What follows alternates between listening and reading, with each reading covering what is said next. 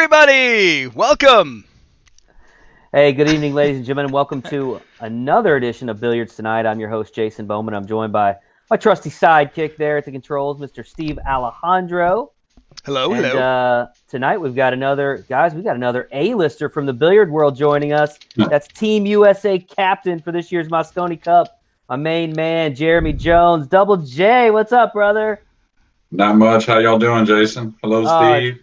It's good to see your face, my friend. I know we've traded some messages back and forth since last I saw you in November in Vegas. But during these times, man, it's good to see a friendly face and hear a voice. And so, tell us, man, how are things? How are you? Where are you? Like, what's life in the COVID era? How's that going for you? Well, definitely a change, but a lot of at home with the kids. A bit of a teacher at times, I guess you could say, with the kids. So that's a little more involved in that. It's been good overall, considering all the things that are going on. Been pretty good weather, so I've been getting to get outside a little bit. You're down in Houston. Trying to You're down in Texas. Ship the golf ball around a little bit. What's that? Yeah. You're down in Houston in Texas there. I'm from Houston. I actually live in Denton, which is just north of Dallas. Okay. Yeah. I've been here about 10 years. But it's been good. I think overall that, the community is starting to realize how serious things are. So that I can see, because I do the grocery shopping usually. It's weird out there, isn't it? And I can it's see it kind of, evolve, I guess you could say. I've been wearing a mask here lately. I see everyone else wearing a mask. I think those are good things. It's just a day-to-day thing right now, right, Jason? Yeah, in fact, we did a sound check earlier for the interview, and since then, I think the president came out and has some new things for us to look at. So, hopeful. I think we just stay hopeful. But I get what you're saying with the kids. I got the 3-year-old and the 6-year-old running around, and it's tough to keep up. I know yours are a little older, but I'm sure that brings its own challenges, right? Oh, absolutely. They've been great, though. I think I've seen them evolve a little bit too. The first couple of weeks, it was a little haywire here and there. A little touch and go. Yeah, and looking at it more of a vacation more than, this is maybe going to sustain for a little while. So let's have that schedule get back in place somewhat. Right. I think it's hard to be hard on the kids right now. The kids also at first were like, amen. And then now most of them are wanting to go back to school. You don't know what you got until it's gone. Yep. Yeah, I think even the youngsters feel the effects of things, but it's nice to be able to spend time with them and be around them for sure. Yeah, and you said your wife is she's still out there working, right? She's at the bank and yeah, she's an assistant manager at her bank. Like second in charge kind of thing. And they cut it down to like 2 people working, I think it is. 2 weeks on, 2 weeks off now. Okay. So she had the last 2 weeks off. Now she's working for 2 weeks, which she actually kind of enjoyed to get back to work. But it's incredibly busy, she said. So that's surprising to me. But people need money still, I guess.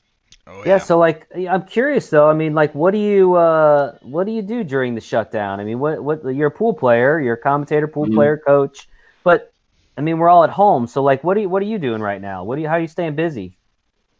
Well, a little more activity, getting outside, like I said, which is good. I'm actually getting to practice a lot, hit a lot of pool balls. You got a table at home, that helps, right? Yeah, I got a table at home, knock on wood, very fortunate there.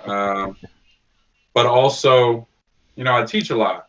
So when you teach a lot, now I'm not teaching so much. I haven't done a lesson since the quarantine. Now I'm trying to work on some things to maybe do some online teaching. Smart. Been doing some online work with some voiceover commentary. But one thing about the teaching is when you teach a lot, sometimes you come across a lot of different things, but then you don't sometimes have time to work on those things separate from the student in front of you.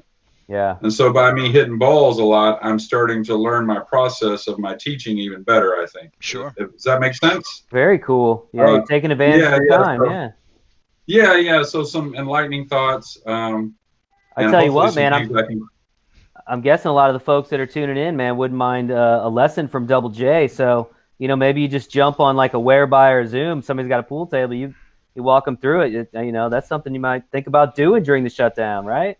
Absolutely. I've thought a lot about it, and I've been a lot of people hit me up about it, some type of way for me to view their match and give them some comments. It's been pretty daily on that. Nice. Yeah. So I got to get on it for sure. Not every day you get a lesson from the Team USA coach. So that's a pretty cool thing and be able to do in today's day and age. Hey, before we get too far into this, I want to make sure we acknowledge because one of the things your sponsor. I know you got a big sponsor down there in Fort Worth that you want to mention, and I don't want to wait till the end of the show. Let's go ahead and mention your sponsors now. Who we got? Well, we have Fort Worth Billiards. I wouldn't say Fort Worth Billiards Superstore. Albert Trujillo. It's not like an official sponsor yet, but a guy I do a lot of work with. I'm going to do a lot of work with in the future. He does a lot for pool, not only here in Texas, but just as much as he can anywhere. So just anytime you're thinking of any needs, give him a call or give him a thought. I'm sure he can help you. And that's Fort Worth Billiards. Is that what you said? Fort Worth Billiards Superstore. It's a big billiard supply, and they have an online store as well. All right, so there you go, folks. You're in Texas. You need some stuff. They probably got a website too. So let's take care of the people that are taking care of the coach, folks. If you know what I mean. All right. So we got that in there. So I'm glad you're staying busy. Let's change direction. We got enough COVID-19 out there, right? Let's talk a little bit about. Let's go back to something positive. Pre-COVID. Let's go back to the 2019 Moscone Cup. I know was yet another highlight in your long career, but I just wanted to get your thoughts on winning the teams win this past year and how happy you were. I mean, I know you were overjoyed, but just give us some of your thoughts on this year's team, if you would. Yeah, well, I've said it before, and it's hard to recognize it necessarily while it's happening, but I was fortunate enough to play for Team USA many times and had many wins, which was another fortunate thing, I think, in our sport. But and with a lot of great teammates and captains that helped us get those wins. But I think being a captain and a co-captain the last 2 years, it's probably been my biggest wins in pool. I think to be able to help the guys, recognize the help is working, recognize their appreciation. I think even though we're a cut-up group, don't get me wrong, we're a fun group. If you didn't know us, you might not recognize much appreciation. I've seen the boys in the casino. They're a fun group. Yeah. Yes. Yeah, they are. And but they're a serious group. Absolutely. They're a group of winners. And I think between the last 2 years, I said this to, I'm sure we'll talk about Joey at some time here tonight, assistant captain for this year. But as a captain or a co-captain, when you can take two different teams after losing many years in a row, and we essentially had a core there, of course, but we took two different teams and defeated a couple incredible European teams. I think that was as big a satisfaction as being a captain as there is, to take two different squads in there and win. So awesome. Well, we were on behalf of Team USA fans everywhere, I'll say thank you. We were overjoyed. It made my Thanksgiving dinner. I was able to take in the first couple days out there when you guys were playing. Then I had to come back for Thanksgiving. But I didn't watch any football that day. I watched all Mosconi Cup. So I was right there at my house too. On. Yeah, pretty incredible stuff. That once these guys set down a path and they did it together, that y'all were there, or you were there. Steve wasn't there, but you were there, and you've been there before. Yeah. To imagine playing such a delicate sport as pool in an arena and an environment like that, you got to give credit to all 10 players, really. Oh yeah. Well, I want to talk about the players a little bit, but I also want to mention. So I've been to. This is probably my fourth or fifth Mosconi Cup. Obviously, when they win, it's a whole different environment. But the thing that stood out to me most this year was, in terms of the American fans, how much they seem to have evolved. They seem very much more similar to what we used to see with the European fans. It used to be you came out to Vegas, you'd listen to the European people, and you'd think you were on foreign soil because that's how into it they got. The Americans just weren't sure how to act, and I feel like, what do you think, Jeremy? I feel like the fans of Team USA, they've really changed as well, along with the team. Well, yeah, and it was, I think, up to us to change them a little bit. But also, what I like, and nothing against the European fans, I love them to death. But the American fans have gotten in the position to where, of course, they're competing with the Euros, right? As far as like the excitement, but what I like is, it's almost like the players it's the right time, meaning don't look for the excitement. the excitement's going to happen, and then the American fans really know how to like push the guys, I guess you might say. Sure. Yeah. Steve, you got a clip queued up. Let's watch just a quick highlight from this year's Moscone Cup. So a little context before I hit play. This, I believe, is the final rack, and here you go. I think it's the final shot. It's just a couple of shots leading up to it because there's some drama that builds up to it that I felt that everyone would love to see. Let's take a look. Pump us up. Pump us up. All right. Hold on. Let me get my screens correct because I don't want to disappoint the fans. Boom. Here we go. Skylar probably loves that screenshot. Nobody saw it. Nobody saw it. Well, at least not for very long. Never got filler. Yep. Yeah. This is his last time at the table. And he knows it. Yeah. He was trying to put him in the category because he is what he is. And, we talked about Sky, MVP again. You can't do much better. But aside from those two, out of the other three, I mean, was there anybody that you felt like really kind of took their game up another level and just in a way that maybe surprised you a little bit? Well, I'd have to go back to Billy Thorpe also, and not just because of his execution, but it was his demeanor, his maturity that we saw. Him really buying into a lot of things too, Billy, which shows how great of a guy he is. He doesn't need just the Moscone Cup, I think, for that kind of influence. But I think Billy Thorpe was the guy. Pretty much, it kind of settled us. Really, he was cool. Everything everybody ever needed, and then he played great too. So So you guys wrapped up the big win, second in a row, first on U.S. soil in I don't know how long, but and it's Thanksgiving. So do you go eat Thanksgiving dinner at the Mandalay Bay after the victory? Like, what's that like to be, celebrating on Thanksgiving in Las Vegas? Yeah, I was fortunate enough to have my wife and a couple of kids there. Nice. That's good. And one of my sisters, which has made a few Moscone Cups. She was in London last year, but so we went over and I can't remember the name of the restaurant there in the Mandalay, but they were doing a turkey dinner special with the dressing and everything. So we all went over there. Skylar ended up joining us. There were a bunch of fans in there, so it was pretty cool, pretty fun. Got to be a Thanksgiving you'll never forget. Yeah.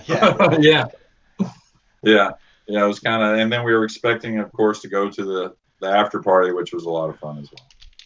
Nice. Well, I'm sure you guys partied late into the night celebrating that victory. That was a great one, and definitely made a lot of people's Thanksgiving days. I don't know that my turkey would have been sitting so well had things not gone right. So it's it's not often I get all worked up over a pool match, but that's the one that gets my heart beating like a college football game kind of thing, Absolutely, and it's amazing. It's an amazing event, and I know it takes more than that, but it's amazing that doesn't put pool on the mainstream just itself, the Moscone itself. But I think it's coming. So we we go through the holiday season there, and then some big news for you personally in terms of Mosconi Cup. You basically get the call to go from vice captain to captain, and how did that all unfold for you? I mean, how does that go? Does Matchroom reach out? Emily Frazier reaches out and says, "Hey, we want you to fill this role," or what was that like? How'd that process go? Well, we had some talks that as far as being involved in 2020, and when this first started, Jason, in 2017, I guess I was at the Moscone with my wife. We went to 15 and 17, and I'll be honest with you, I wasn't too happy as a player and a big fan of Team USA. And I just reached out to Luke Riches at the time, actually, and told him anything I can do to help the team. I wasn't trying to be an assistant captain or a captain, any of that. But I thought there was some knowledge and some know-how that I could have helped the guys with. And then it led on to Johan calling me later that year, the early part of the next year, asking me if I wanted to be assistant. And now we're at this point where I'm captain, and Emily had leaned where they did want me involved, and talking a few weeks, I guess went through the protocol, whatever that is on their end, and she called me back and let me know that Matchroom wanted me to be the captain for 2020.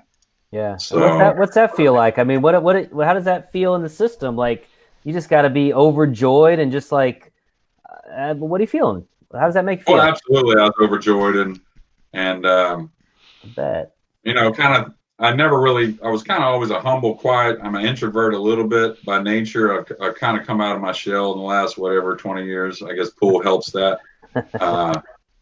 But, you know, I was thinking to myself, hey, I'm kind of the man for a little while here, you know, so that was a pretty exciting feeling. And then along with it, you know, I think it was Uncle Ben in Spider-Man says, you know, with great power comes great responsibility or something like that. So I got a little humble feeling again that, you know, I got a job to do. Had to figure out an assistant captain because Matchroom let me know then that they wanted assistant captains for both teams. So man, I was overjoyed. And I want to talk a little bit about the assistant captain, but first, so once you get that call and you get this new gig, like, do you reach out to the existing team members or do they reach out to you? Because I know the players change sometimes from year to year, and what's that process been like as far as the players that you are now captaining? And in what regards? Reaching out as far as like congratulations? Just what's the communication like? Do you reach out to them and say, hey, I've been made captain, or do they hear through like the grapevine, they reach out to you and say, hey, dude, that's awesome? I mean, how does that work? Yeah, I believe I was the first as far as that. I think Matchroom probably felt like the core of the team, or what you might guess is the core of the team, and most would guess is the core of the team, are pretty comfortable with me. So I don't think there was much alarm there as far as, hey, is this going to be a problem, or can y'all not work together? And we have several group messages and, you know, text message groups and everything. And the guys were great, congratulating me. And, you know, no one knows who's going to make the team. That's for sure just yet. Right. But, you know, many of them reached out to me that hadn't even made a team yet, which made me feel even extra special. Nice. That's cool. That, you know, plan on hopefully that, you know, Team USA is in good hands, and we plan on all working together for a few years. That's awesome, man. That's really a great Yeah. story, and I'm sure just had to be overjoyed at what that's, you know, because that's a real career accomplishment, right? That's a body of work that you've done over a big amount of time that has now resulted in this, you know, this beautiful thing. So congratulations. We're happy for you. We were thrilled to hear the news, and think it's well deserved. Tell me a little bit about Mr. Joey Gray, because I got to admit, I don't know a lot about him, Jeremy, but, you know, if you vouch for him, if he's a friend of yours, he's a friend of ours, right? Let's go there. There you go. Well, I haven't really ever run across many that don't like Joey and don't get along with Joey. He's a great guy. Honestly, you know, I don't really preach too much about it. I don't think it's a big deal. I don't think it's as far as like you brought up a friend of mine. Of course, he's a friend of mine. I'm going to be able to work with somebody. I gotta be able to coexist with him and trust him and whatnot. And Sure. a lot of people thought, well, you know, it's a friend pick kind of thing. And honestly, I haven't talked to Joey before I called him about this. I hadn't talked to him in over a year, probably. Sure. Of course, maybe I've kept up with him a lot though. And, you know, whenever Emily Frazier had asked me and told me that, hey, we want assistants on both teams again, he's actually the first name that came to my mind/gut.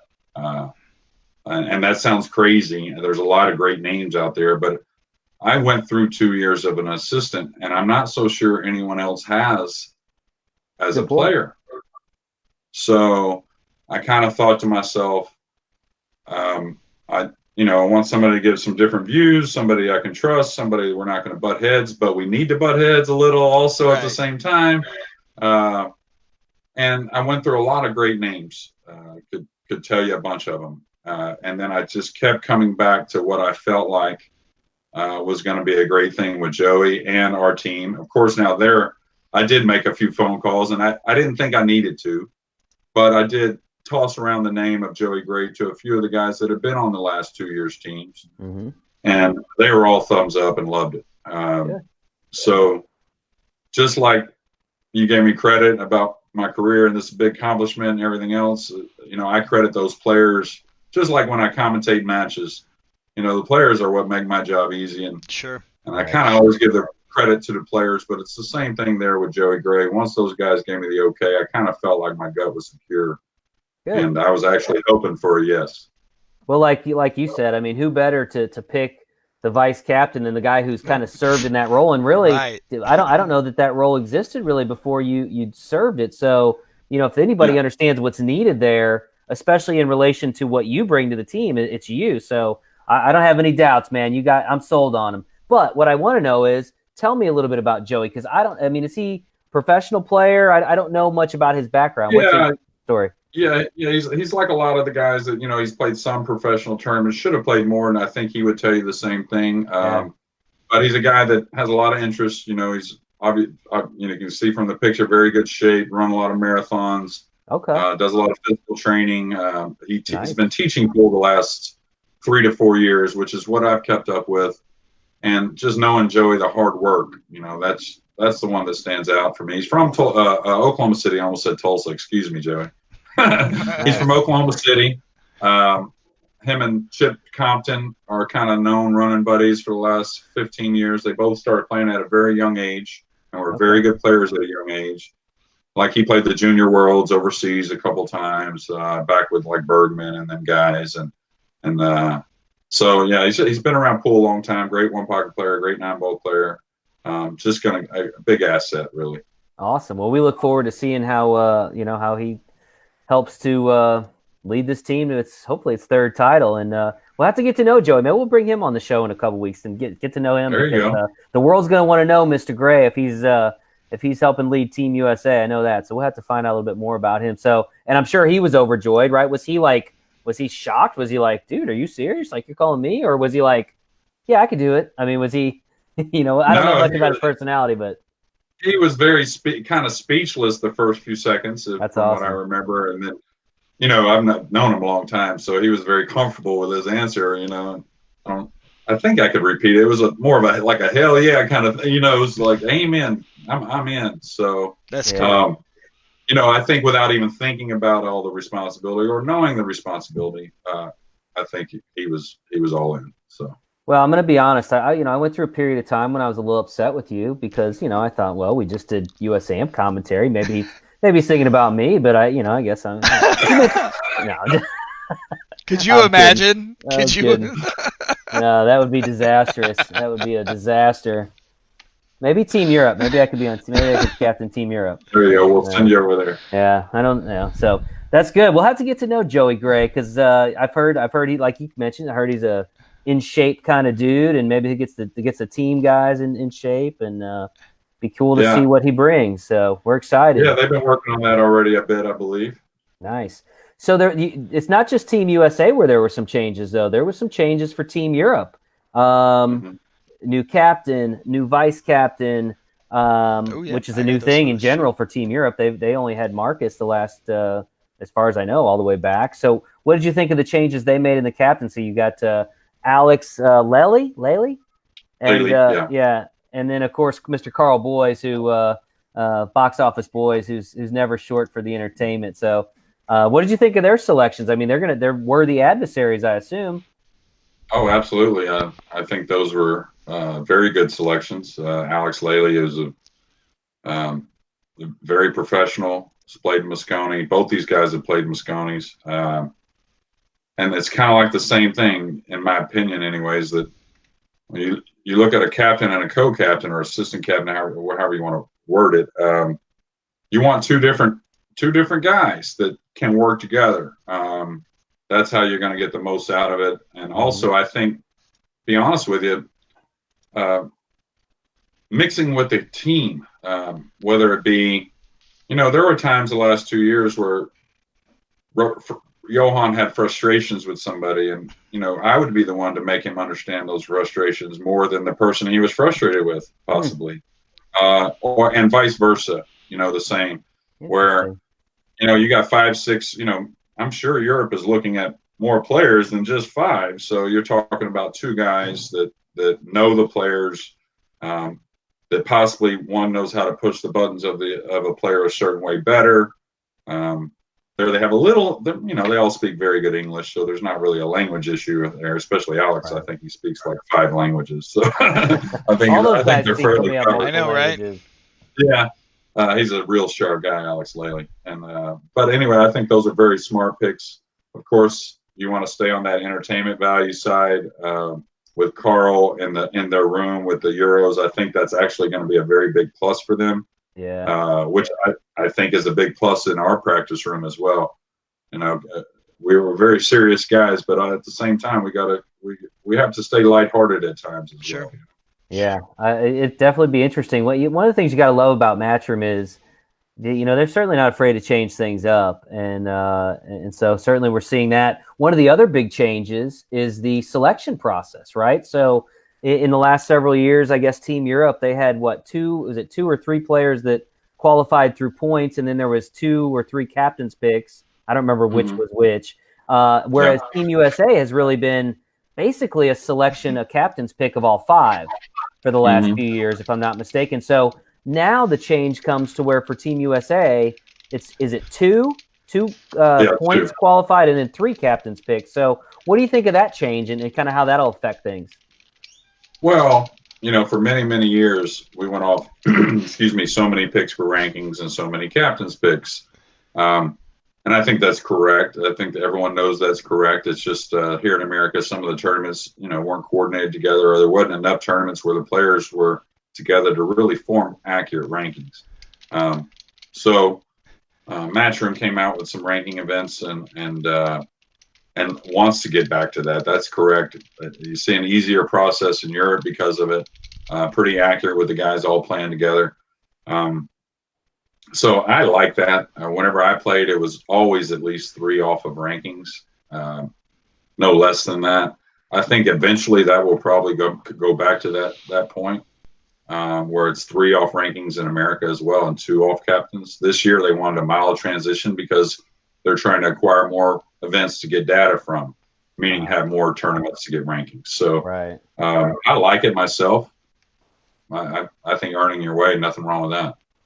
Now I'm guessing, because we kind of transition back to what's going on in the world with the COVID-19 and all the events that are being canceled or have been canceled or postponed. I mean, obviously we had our own pool player championships that have been postponed. And I know Matchroom had the US Open was supposed to be going on this week.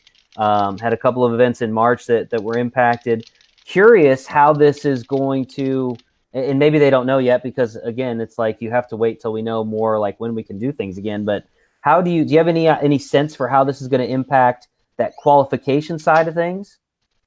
Well, trying to avoid that if possible. Of course, it's impossible now that like you said, the postponed tournaments, canceled tournaments. Even when it comes back to normal, who knows how things are going to go. Yeah, what is normal?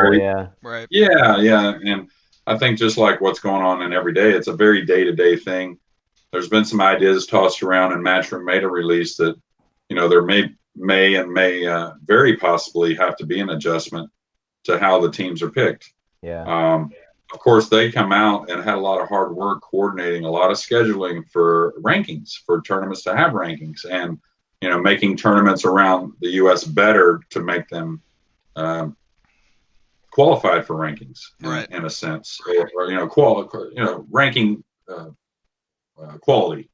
Say that, I guess. Sure. Yeah. So they're not wanting to discard all that work, and that's where they're wanting to go in the future. So I wouldn't be surprised at all if they still try to use some rankings. Yeah. Even if it is a very hard thing to do this year because of the COVID-19. Yeah. But there's things being mulled around, and I'm sure Matchroom they don't want to waste time. They want to pick a solution or pick a way to do things, and I'm sure they'll get something out pretty shortly.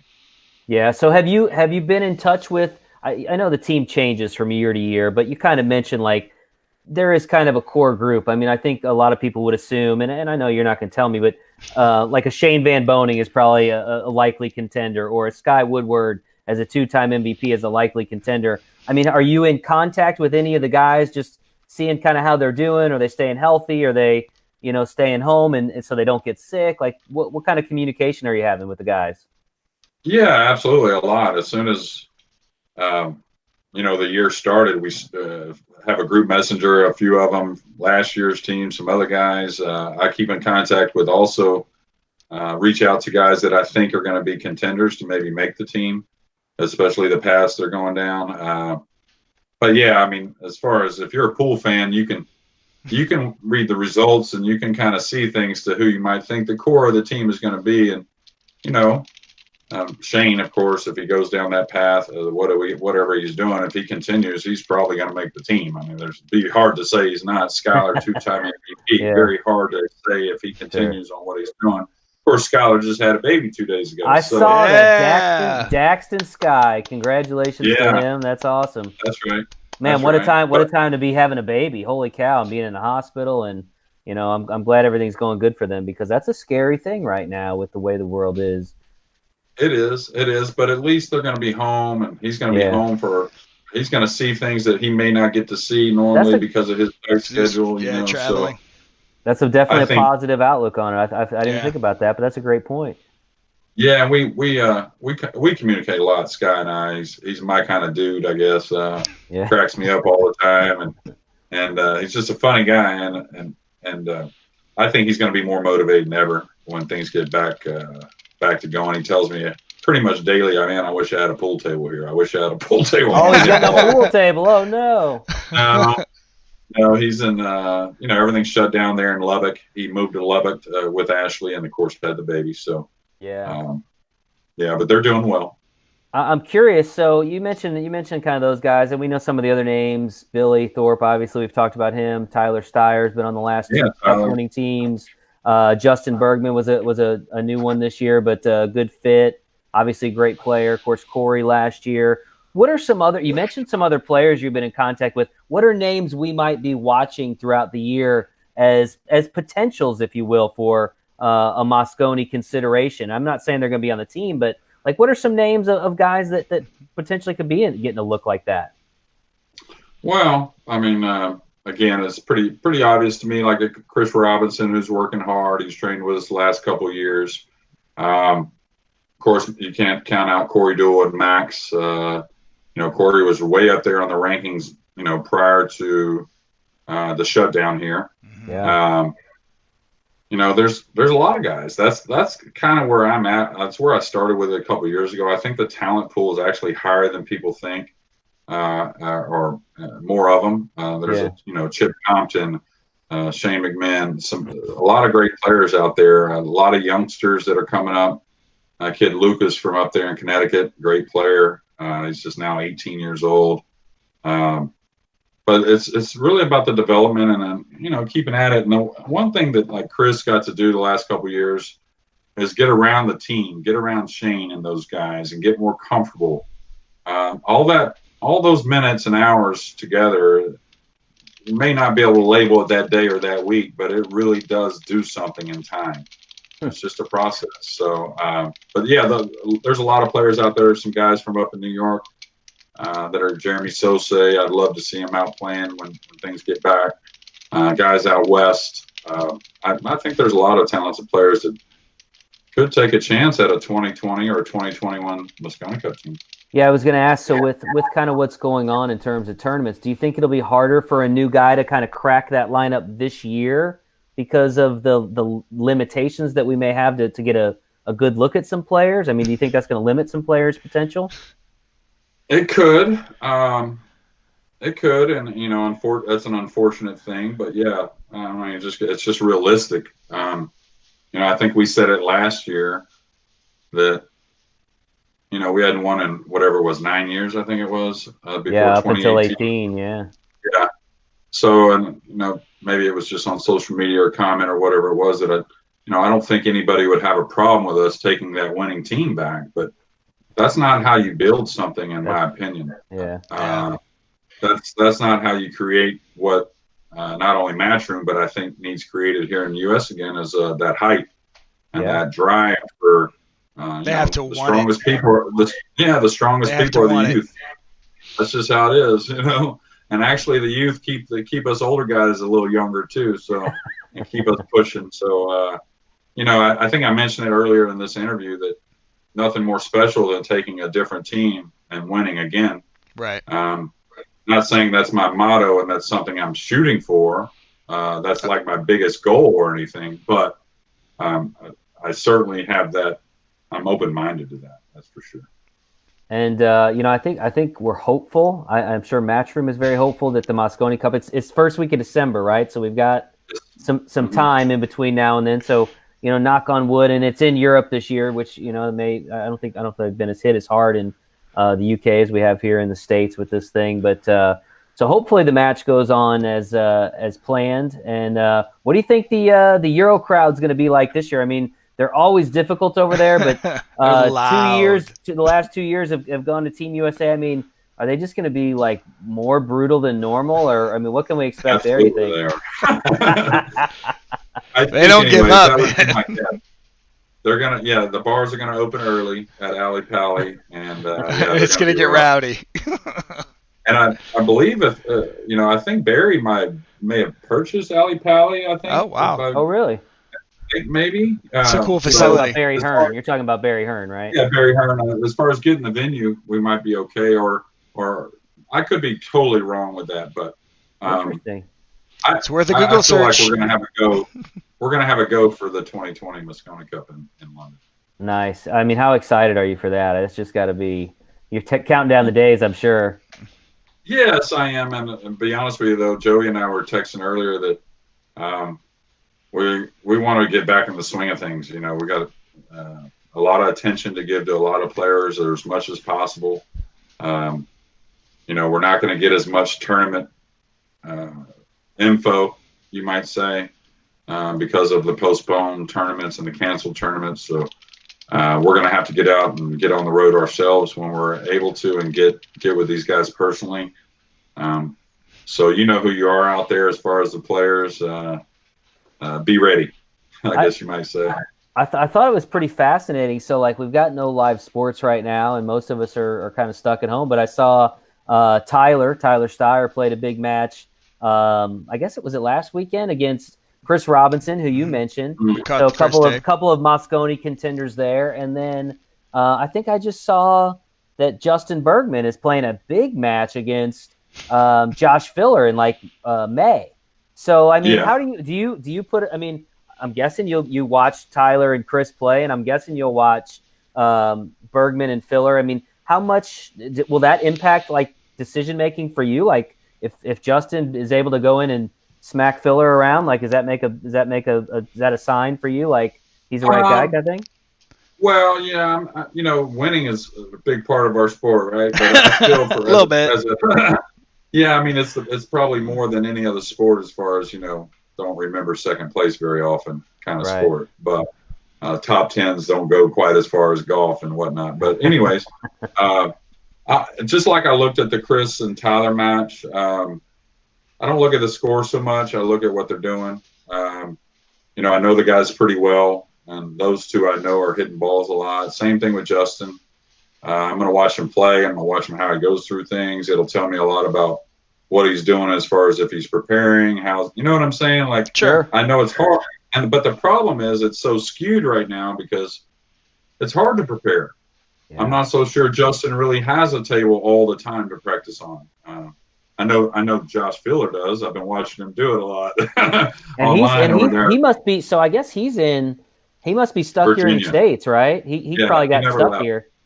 Yeah, okay. He never left. He's been at Roy's basement there in Virginia. So. Okay, is that a pool room? I don't know what that is. What Roy's basement? It's a Filipino man, good man that helps a lot of pool players, sponsors a lot of pool players, hosts a lot of matches at his place. Yeah, I've seen it. So it's actually his basement. It's a basement. Mm-hmm. That's right. Okay, awesome. Yeah. That's pretty cool. Yeah, I've seen quite a few matches out of that basement in the last couple of weeks. Yeah, I thought that's a big match. So I'm kind of excited to see it. Plus, playing Josh Filler, but I didn't know how a one-on-one match is obviously a little different than a tournament where you got to play several rounds and different kinds of opponents and really have a little more, I don't know, all-around endurance. I don't know. Maybe that's not even a thing in these long one-on-one matches. It's kind of there too. So just curious how that factored in. Yeah, them guys will be prepared and prepared is the word when it comes to the Moscone Cup. It's a race to 5 in those matches. A lot of high pressure. So I think if I can see the guys are preparing, I'm pretty happy camper. Yeah. It's not so much if they beat Josh Filler or who wins between Robinson and Tyler. mean, don't get me wrong, there is a winning factor there that you have to recognize, of course. Sure. Get it done. But more along the lines of what we've done the last 2 years, preparing to win more than worrying about winning.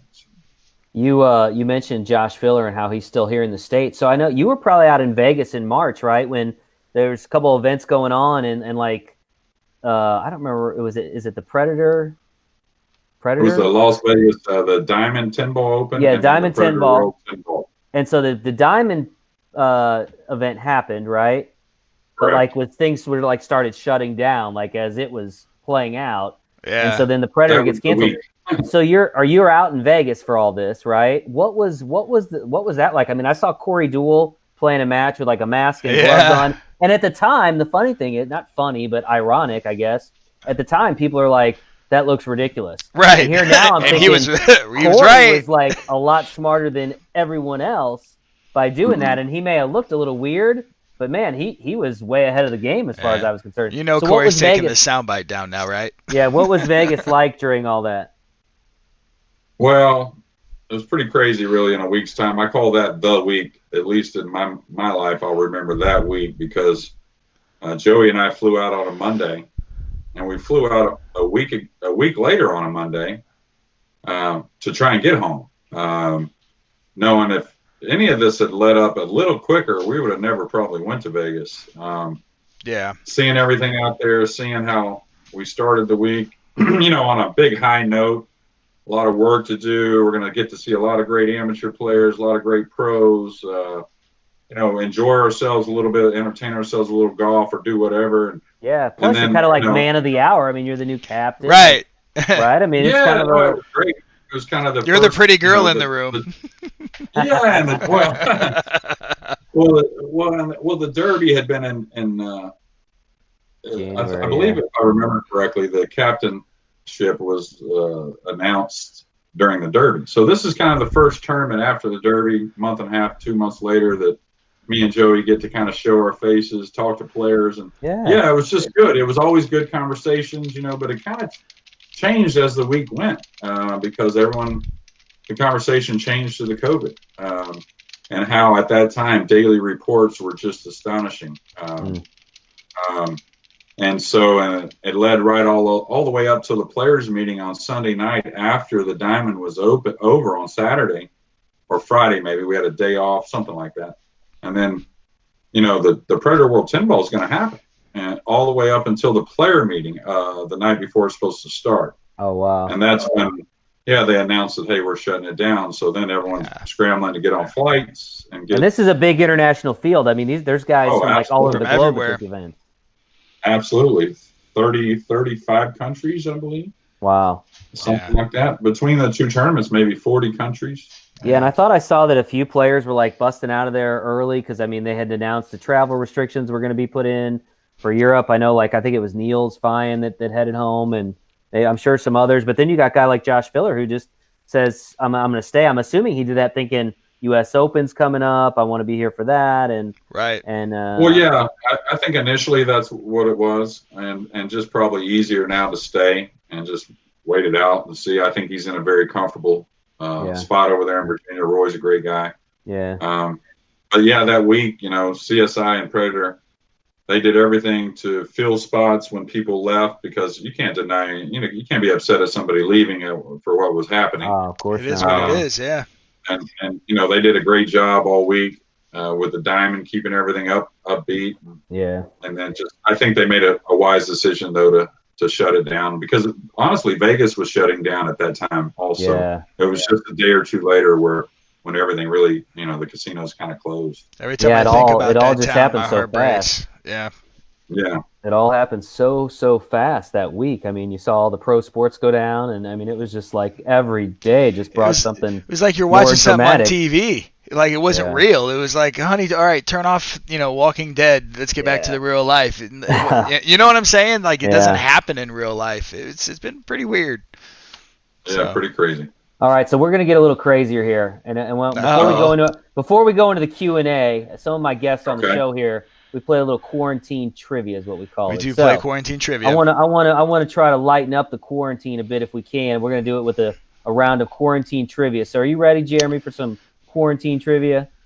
I'll do my best. All right, Okay. I'm ready for this. He's ready, Steve. What's question number 1? They're super deep questions. You need to be afraid. So, what's question number 1? Quarantine trivia. Question number 1, and the audience can see it now, but I'm going to read it to you, Jeremy. It is Okay. And it's important. I want you to think about it and give us a real strong answer. If you could only eat one thing during the entirety of quarantine, what would it be and why? What would one thing you could eat? Well, I got to tell the truth, I guess. Please. I hope so. You've only been eating one thing.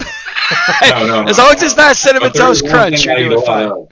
I probably eat more Totino's pizzas than anybody. Totino's pizzas. Now I know why there hasn't been very many frozen pizzas at the grocery store. Jeremy's been buying up all the Totinos. Yeah, and economically saying, I think they're the best value in the supermarket for $1.10 or whatever they are. Totino's pizzas, man. They ought to be a sponsor. Just original pepperonis. Yeah, that's a free plug for them, man. Follow-up question. How many Totino's pizzas are in your fridge right now? Minimum of 4. Minimum of 4. Okay. I bought some earlier. I went to the grocery store earlier. So. Jeremy, I admire your transparency. You're going to start getting. I'm the only one that eats them in the family, pretty much. So. See, as a dad, I get that because sometimes you do buy stuff because no one wants to touch it, so it's there when you want it. Good thinking, Dad. I dig that. So that probably wipes out our question about the first thing you're grabbing at the grocery store. I think that was on the list too, but it is. We already answered that one. I got to think of the family when it comes to that. So. Oh, okay. We'll get to that one. I don't know which number that is, so don't answer that quite yet. All right, question 2. All right, this is a good one. Another super deep question because we're all about deep here on this show. If you could only watch one TV show during the entirety of quarantine, what TV show and why? One TV show. Okay. I'm not much of a TV show person. I watch movies and sports usually, but I would have to say Cheers, probably. The reruns of Cheers. That's a fair answer. That was a good show. And the reason is I'm never disappointed with Cheers. There you go. You're going with a classic. I respect that. I thought you might say a replay of the 2017 World Series, the Houston Astros, but given everything that's gone on the last few months, I get that. What do you mean? I'm wearing my shirt right now. I'm kidding. We talked about Shots fired. Shots fired. We talked about the Astros before we started. I won't give you any grief. What's our next? Okay. What's our next question? All right, question 3. This is the store question. When you go to the store during quarantine, what is the first item you grab? If everything else was out in the store, what would be the one thing that would just have to be there for you or your family? Besides obvious stuff. It should be toilet paper, but they've been out of that. I don't even look no more. So, no, meat. I go for the meat section. There you go. Straight to get some type. I've dabbled in some ribs here during quarantine. They've been excellent. But yeah, some type of meat. Get my hands on something solid for sure. Nice. There you go. I can respect that answer too. Oh yeah. We got one more. How many more? We got one more. It's the last one, and I don't remember what it is. So then we'll get to the chatters Q&A. Here's a good one, and remember, full transparency. We're gonna get you in a little trouble here. If you had to quarantine with one member of Team USA only, who would it be and why?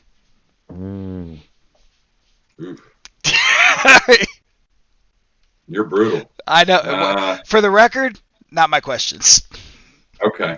Well, I probably have to go with Sky Woodward, I guess. Okay. You did say he was your type of dude. And he's got a new baby to play with now, so if I had to be quarantined, I could play with the baby if I got, tired of Skylar. So look at that. You're not only taking Skylar in, but you're taking in a newborn. Look at you. Yeah, man.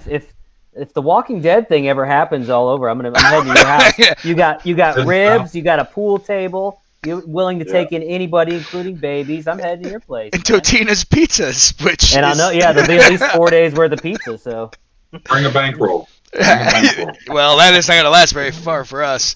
Yeah, right? Somebody in the chat actually said the guys in the room aren't even a 5 together, and the sad thing is, me and Jason probably aren't a 5 together, right? It might be maybe a 5.5, 5 3/4. But you're pretty good. You raised the bar a little bit. That was all the questions. So that's our quarantine trivia. But I know we promised the chatters. So we got any questions coming in from the viewers, Steve? Anybody got any questions for Double J or Team USA captain? I'm scrolling up to look. We got a lot of people. Answering questions. We have oatmeal, tacos, peanut butter. Morgan Lupton asks, "Is this a sponsored stream?" Not by any of these food people, unfortunately.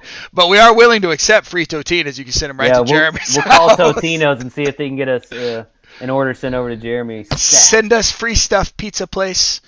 Scrolling down, giving us some time to get some questions in there. We have a Jeopardy for the only TV show.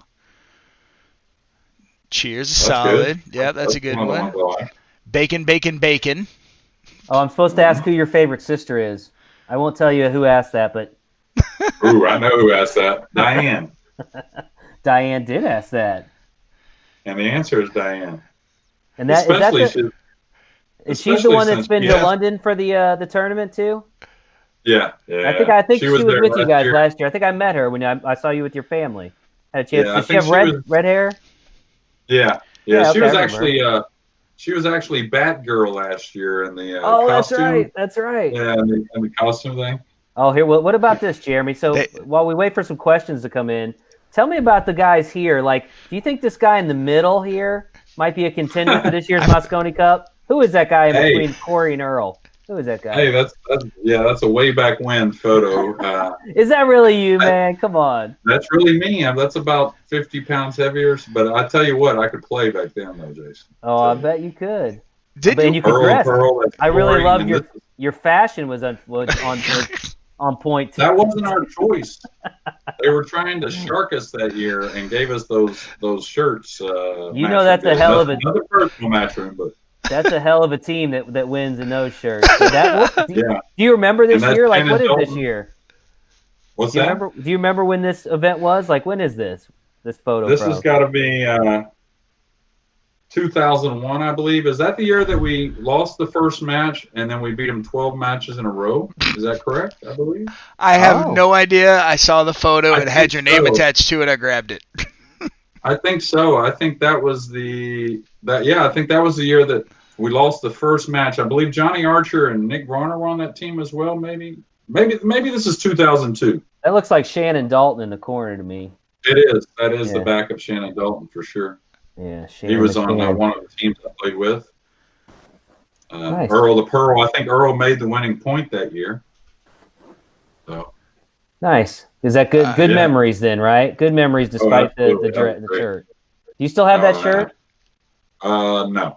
No, what happened to the shirt? I don't think so. That should be like hanging in a billiard museum somewhere, that shirt. Come on, that's classic. That is a cool shirt. I have a lot of my Moscone shirts, believe it or not. Especially from the ones you won. You got some questions coming in? I do have a few. Okay. We already talked about this once, but this is a good question, and I definitely want to ask it again.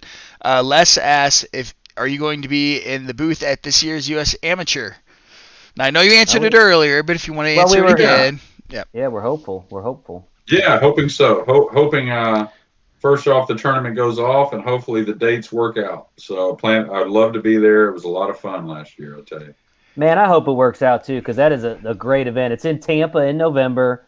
They put us up in this great hotel right by the water there. Great group of players. I mean, it's like a little community to itself. It's a cool group of people. I just went there in my mind for a split section. Yeah. Oh, the food.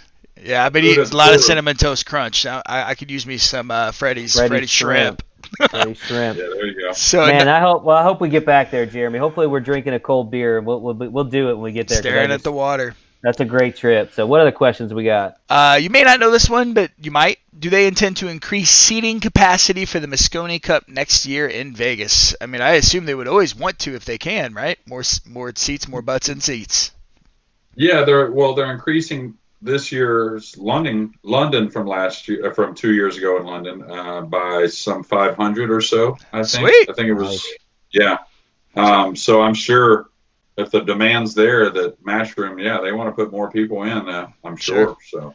Yeah, I wouldn't doubt it. And if you get a chance to go to Moscone Cup, I strongly suggest it. It is an event like no other. Put it on your bucket list. If you can go in London, that's something else over there. Seeing it with that crowd is something else. Oh my gosh, it's. Yeah, well, we had two of the kids go this year. Neither one of them are really pool players at all. The female, she's about to be 16. Emma, she doesn't play at all, and Brady's hit a couple balls, and they're kids that they like their games a little bit, their Xbox and their their phones and whatnot. But by day 2, they were totally sucked in. Yeah. Oh yeah. And so much drama, such a great story. Yeah, I think if you like any kind of sports, especially if pool is something that entertains you, you don't even have to be a player, I don't think, at all, of any sort to really enjoy it. I know a lot of my family, like as we've covered some of the Mosconi Cups, and I think it was 2018, we had it live streamed on our Facebook page, so like more people were watching it than had maybe normally, right, from the pool world. And so these non-pool people in my life are like, man, that event's crazy. Is this? I never knew anything about that. And I'm like, yeah, it is. It's crazy when you see it online. It is 10 times crazier in person. It's a really awesome experience. So highly recommend it. Highly recommend it. Next question is from the fans are definitely part of the event. That's for sure. Absolutely. Next question is from a Rich Henderson. I'm going to rephrase it just a little bit. He asks, which is the best all-time team? I'm going to ask you the question like this: of all the Mosconi Cup teams you've been a part of, if they all had to play each other, which one would win? Interesting. Ooh. Good question. And you've been involved in a few of them, I feel. Yeah. I played 7 times, I think. 7, yeah. Couple times, yeah. Yeah, well, the first year, totally different kind of squad. Me, Michael Coltrane, Jim Rimpey, Kim Davenport, Nick Varner, and Johnny Archer. So you had a mix of some of the older class, Hall of Famers, of course, many of them. Great team there. We were all in such stroke at the time. We all played really, really well. Is that the team? The team I was talking about that won 12 in a row there after losing the first match was one heck of a team, and I believe that was 2001 team. I was curious, is it hard to Go ahead. I was just going to say, is it hard to – the event has changed so much, I got to assume, from like 2001 to 2019. So is it hard to even really compare the teams? Like, would they fare the same way today with the crowds and the – you know what I mean? Do you get what I'm saying? Is that hard to really compare the teams? A little bit, but the one good thing that Matchroom does is they don't try to change the game much. So, when you look at that's one thing that I've looked at in the last several years is how much the game has evolved, meaning with the templates and different things and the equipment and all that, right? Where Matchroom, one of the biggest attributes to last year's Cup, in my opinion, was having that tough Rasan table. And you can make any table tough, they're all great tables, but that tough Rasan, knowing that balls were missable, I thought was a big, big excitement and drama point for the Cup, knowing you couldn't miss a shot because nothing was a guarantee, right? Yeah. So Matchroom kind of keeps that to where we try to keep the integrity of the game intact, even through 20-something years of the Moscone running. So I think you can fairly compare some teams, and the one that you have in the picture right there, as far as 5 people handling the pressure in different situations, it might be the toughest team out there. The guys you're looking at right there, to be honest with you. And the reason why I say that is because we faced some great players, right? And whenever I played, you can look back and people can say, oh, Europe was soft. Well, they weren't soft at all. But we had gotten on a roll, just kind of like Europe did there for a few years here in the 2000 teens. And so things kind of went our way, and then our opponents felt the pressure of not winning and so on and so forth. But as far as having one hell of a chin, I would take probably these 5 over any of them. Nice. Well, that bodes well for next year's team, I would assume, then, because I'm expecting we'll see at least – or this year's team, we're 2020. Jeremy, I have lost track not only of days and months, but the year is a little fuzzy at this point because I've been inside so long. So bodes well for this team for sure. Yeah, my 9-year-old, he's my go-to guy on all the details kind of stuff. And he's been asking me daily, what day is it? I'm like, right? Man, if you don't know, we're in trouble. Man. Yeah, put the bottle of waters in the fridge and know what day it is. That's all I need you to know. Friday nights became a lot less exciting in the COVID era, I could say. Like Friday, so I guess that's cool. Well, we had a little happy hour last week with a couple of friends, virtual happy hour. It was pretty Yeah. fun, actually. I couldn't believe sitting here and just talking on the screen was that much fun, but We've it been was. doing that with a group of some of our teammates at APA. Every We get Tuesday. together every Tuesday and do that for an hour and have some drinks and just catch up. And it's important because there's a lot of people with this social distancing. I think all three of us are fortunate that we have families at home. Yeah. Some people live alone, and so when you're talking about social distancing, I mean, these people are basically isolated to themselves, Right. for the most part, and that can be really difficult. So we've been encouraging people to reach out to their teammates and their Stay fellow league connected. members and really, just check in on people and say hello. It's good to talk, just that kind of thing. Absolutely. So, Yeah. Steve, we got any other Absolutely. questions coming in for Mr. We do have a Captain? few. Probably here's a good general question that everyone I'm sure would be somewhat interested. What kind of cue do you use? Well, many years, probably 11 or 12 years, I played with a Bob Owen cue, which is shirts, custom cues. You may have heard of Gabe Owen, a former U.S. Open 9-ball champion, Yeah, great player. His father's been one of the best cue makers in the country, in my opinion. Custom cue makers. Okay. A bit more expensive cues, you might say. Sure. But here in the last 6 to 8 weeks, I guess, I've been toying around with Q-Tex Energy. The carbon fiber, I was a little stubborn, you might say, when it comes to newer technology. But I've given in a little bit, and I really, really have enjoyed hitting balls with it. And I think also, if you're going to teach, you have to have knowledge of what's going on with the new equipment. So I think it bodes for a couple good things there. Not only, like I said, I really am enjoying playing with it, but it's also giving me a lot of information on maybe what players might tweak these days according to the equipment. Kind of an interesting question that came in about. I think it's a hypothetical one, but if Jeremy was to have the Moscone somewhere other than Las Vegas, and I guess we'll say other than London too, I think this is probably if it's in the United States but not in Vegas, where would Jeremy Jones like to see the Moscone Cup if not in Las Vegas? Not that it's changing, but just hypothetically. Sure.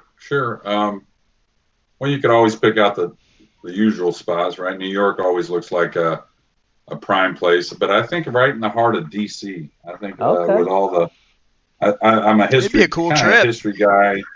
All the Capitol buildings, all the just kind of get the country USA spirit even higher than it already is, maybe. That's cool. I think also you can probably do some pretty cool footage with that. I guess. Yeah, that's a good. That would be a good place. I like that. That's a good answer. Very patriotic answer. Or you want me to say St. Louis, Jason? No. Please, we'd rather go to DC. It's our hometown, and I love it for that reason. But I'm not recommending it for Moscone Cup. I love the DC answer. Very patriotic too. I love that. DC's a great city. It's a lot of stuff to do. So let's see what other questions we got. Ask him before he's gone, folks. Here's a funny question. I have to ask it. This guy's been cracking me up in chat since the beginning. Jeremy, have you ever come across an amateur that has been tough to beat, and why is it Jason Manos? You don't have to answer that. That was. Do you know Jason Manos? I don't think so, but maybe by face, and maybe I don't know his last name. Probably. He's not being serious. He's being funny. He's been quite entertaining in chat. I just wanted to give him a little shout out. It's kind of a running gag that he's been kind of going. It's funny when you get an opportunity to go back and it's funny. So you got it. Did we have any other questions, Steve? I think that's pretty much it. I'm sure I missed a few. I think we answered everything with the quarantine trivia. I mean, there wasn't much else. I know, to know deep stuff. After we got deep with you, so. All right. Well, if there's no other questions, Jeremy, man, we really appreciate the time. It's good to, like I said, man, it's good to see your face and just catch up with you. So happy for you to be selected as the captain of Team USA. I think it's well deserved. And I do want to make sure we thank your sponsor once again, Fort Worth Billiards Supply Store. Superstore, yeah. Superstore, yeah. Fort Worth Superstore. Pointing at the logo. Yeah, check them out for your billiard needs. And, it's important that we support the folks that are supporting our players. So, Jeremy, we'll continue to keep our eyes out, man, and see how things unfold for this year's team. But we wish you guys luck, and I'm sure we'll talk here again in the near future. We appreciate it, buddy. Absolutely, and y'all take care up there, and everybody stay safe and try and stay sane. Yeah, amen. This will be over before you know it. Amen. All right. Thanks again for tuning in, folks. You guys have a good evening. We'll see you next